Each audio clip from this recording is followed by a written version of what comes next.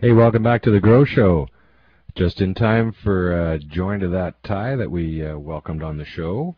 Mighty fruity smell to it. Smells a lot like lemon. Got a tremendous amount of resin on it. Mind you, the buds are quite thin and airy, but this is something that we pretty much expect from these full sativas. So I think I'm just going to enjoy this and smoke it while... Joining me now, as always, is Professor Ziggy from the Federation Seed Company, and he's got a bunch of stuff for us. How you doing tonight, Professor? Excellent, everyone. Excellent, truly excellent. Actually, better this week than I've been in a few months. In a light year. Someone finally won the contest. The seed contest. The seed contest. We have a winner. There I am. A winner after 2 months of pleading and asking someone, tell me how many seeds are... Well, I knew how many, but I just wanted you to know. We've been putting out the number there telepathically all this time. Well, too, I go only home one guy. every Thursday night. You can get me on the fifth dimension. I do transcendental meditation in my bedroom every Thursday night. So after the show, if you go home and you meditate in your bedroom, you'll probably pick me up on that wavelength. And I was putting out 2,700 last week. 2,700 seeds in the jar, and Corrupt from Melbourne is our winner. Corrupt. Hooray! Congratulations, Corrupt. Right on the money. He picked it right on the nose, and he's going to be getting a great package of Federation seeds sent out to him. Good on you, mate. Totally. I hope you really enjoy it. It's a Zen thing. Every seed's been blessed. You'll get 60 excellent Federation seeds, 5 different major strains: Cotton Candy, Mikado, Hawaiian, Ramelin, Island Sweet Skunk. Did I leave any out? Hawaiian? No, I don't think so. 5 major strains. And we'll send you a year subscription to the Cannabis Culture magazine for free. We'll get a grow guide and some wearable goods, too, that'll be on its way to you soon. So thanks a lot for playing along, everybody, and congratulations to Corrupt out in Melbourne. And we'll just officially take the lid off. There you go. It says right there, 2,700 on the top of the lid. All those seeds. Boy, you couldn't get much more proof than that. Wow.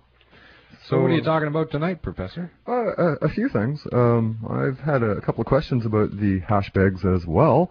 And I noticed you were just talking about it, so I thought I'd bring them in and show them. This is the bottom of the hash bag, and it's just a mesh screen in a circle with a bit of a rim around the edge. It's been doubled over material. The material itself, it's like a waterproof, non-permeable. Water doesn't go through the material. It will only go through the screen on the bottom. And the shape of the bag is a perfect cylinder with a drawstring on the top. Now, you can get your mom to make these. I asked Mom to make them, and she said only if I'd share the hash with her. And I said, sure, Mom. So they're easy to make, I'm telling you. You just find the right material. It's good not to have rubber-lined material, but something that'll be tight enough that the water won't come out the sides. And you need 2 different types of screen, 2 different bags, because one bag fits inside of the other bag in the bucket, right? And the action is... the plant material, all your vegetative matter, will stay inside of the first bag, and when you extract it, all the hash will go through that mesh. So the first bag, the mesh in the first bag, should be 110 or even 100, but the mesh in your second bag should be 150 or 160 or as high as you can get, so the hash doesn't go out, but just the water goes out. It's a very simple, easy principle of diameter and size of your resin glands, and that'll depend on what strain you're growing, but it's approximately 110, 100, stuff like that to hold the hash, and then finer stuff, or to let the hash go through. I think it's 100, maybe even 90. If you look it up, you'll figure it out. I know this is 150, and it doesn't let the resin heads go through. So depending on the strain you're growing, but they're easy to make. You just go buy some silk screen from a silk screen shop. Your fabric from your favorite, I don't know, fabric shop. There you go. So quick and easy for getting your hash. I thought this week I'd talk a little bit about identifying mature resin glands. Now I know it's the end of the season, and we just had a harvest moon last week, and full moon, blood red.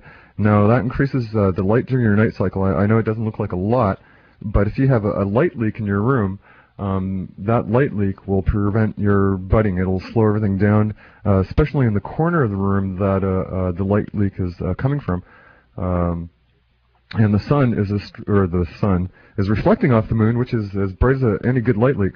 So now that we're down to a critical night length, I guess you could say, it's now time to harvest, because this week and next you'll have your longest nights in the northern hemisphere.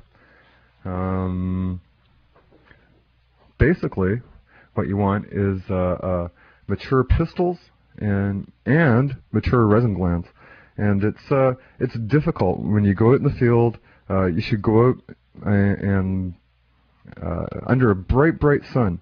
Now, I suggest going to a coin and stamp shop. Geez, I'm losing my train of thought. Go to a coin and stamp shop, get a magnifying glass, get an eyepiece, get one of those cheap little, and you can identify the resin glands, whether or not they're mature. Hold it up to the sky, against a blue sky. If you don't have a nice solid blue sky, put your hand, in front of the bud, grab your magnifying glass, have a look, and look edge on. Try to look edge edge on as you can, and you're looking for the little bulbous heads. Now, earlier I brought this plant in and shot some video of the plant with a telescopic eyepiece. Now, it's just a normal eyepiece out of my telescope. If you turn it around, it'll magnify intensely like a microscope.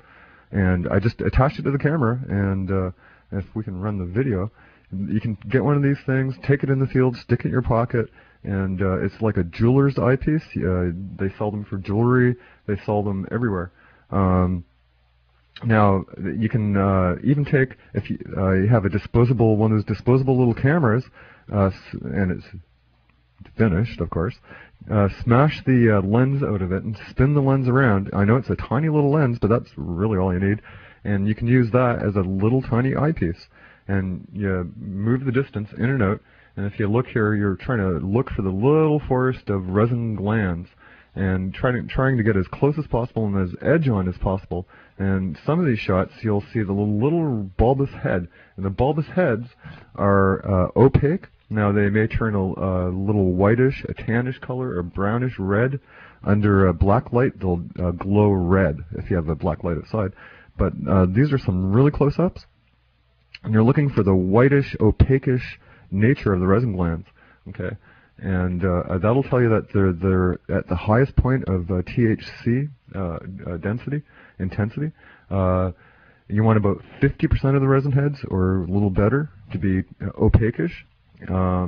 Anything less than that, you're not getting your best bang for your most buck, or whatever. You know what I mean? So you want at least 50% opaquish in nature. And this is filmed through just a magnifying glass. You can see the resin glands. You can see that they're a whitish color. Now, this plant that we're looking at right now, it's exactly 2 months today. It was planted 2 months ago on the 21st. And I think it's a little bit long. This is a Romulan Big Bud. It's a beautiful strain. This is planted from a seedling. It's not planted from clone. So it comes out of the ground as a nice... a pole pod is what I call it, because they can grow it tight together in a sea of green, like a bunch of poles all tight together. It's in a 2-gallon container, and that's a little fat if you're growing it in a sea of green. So you might want to put it in 1 gallon into your bud room in your sea of green. I know a guy who gets a PVC pipe, and great big tall pipes, and he plants on it and then just raises his lights up. That way he gets 2 to 3 gallons of dirt in his PVC. But he can put them closer together in a dense configuration. And this Romulan Big Bud is excellent for sea green just because of that fact, because it grows one long bud. And this is a little stunted because this is an experimental plant that in the future will have a whole new strain. This has been pollinated by Mikado, so it's a 3-way cross. And I'm going to grow the seeds out and see what I get. It should be something interesting. I'll play around with it. I might even breed some Hawaiian in there. So we'll get some really strange genetics. But for now, once you've identified, you want your pistils and your calyxes a little curly and brown, starting to turn. You want your resin glands, 50% of them, for the resin gland heads to be opaquish. starting to turn from clear to opaque. And once that's determined, you snip it off. And now people ask, well, how do I trim? How do I hang it? How do I manicure it? What do I do? Quick and easy. I always just rip the biggest leaves off. And because I make beautiful hash, I like to save even the big leaves, because on the big leaves, the leaf stems, you'll get a little bit of trichome action happening on the big stem. And from there, I'll trim this into a box and save it for hash, of course. And what I'm looking for is the resin glands down the length of the leaf, where the density of the resin glands starts to fall off. I'll cut just above that. So when you look at it, you'll see nothing but coated resin glands. Now, I try to breed to have the resin as far down on the leaf as possible. And this is one thing I'm really trying for with this strain. When I come up with a new strain, I pick the female that's the most resinous, of course. So this one being Romulan, which is very resinousy, and the big bud, which usually the big bud, the resin glands will go right down to the tips of the leaves. So it's kind of tricky to trim. But what I'll do is usually I'll just take the tips off like that, and until I've got a nice defined little bud. And if I've got a large amount of it, my approach may be different. But if I've only got a few plants or 10 plants, I'll trim it like that, and then I'll put it on a clothes hanger and put it in a dry room without a lot of light. You don't want UV reacting with the cut down product. You want good air cycling through. You don't want skanky, stanky, gross air, so don't put it in your attic. Don't put it in your basement. Hang it on a clothes hanger like that, I don't know, in your bedroom. Don't hang it in the bathroom, too moist. If you get a large amount, designate a room and put strings back and forth, and then hang it on the strings.